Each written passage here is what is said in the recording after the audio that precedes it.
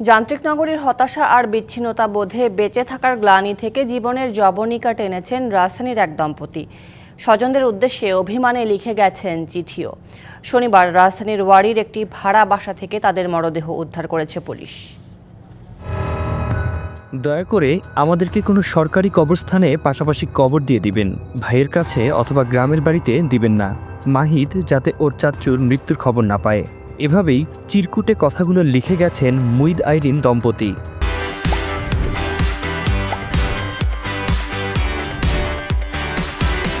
পারিবারিক কলহ আর অভিমানে ইতি টেনেছেন জীবনের।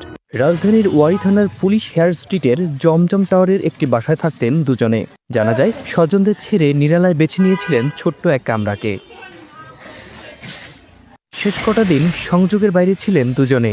খোঁজ না পেয়ে পুলিশে খবর দিলে তালা ভেঙে উদ্ধার করা হয় দুজনের নিথর দেহ। আমরা বাসায় ঢুকার পরে আমরা যে স্বামী স্ত্রীর লাশ একসাথে খাটের উপরে অবস্থা হয়। তারপর আমরা আইনগত যে প্রসেস সেটা করি।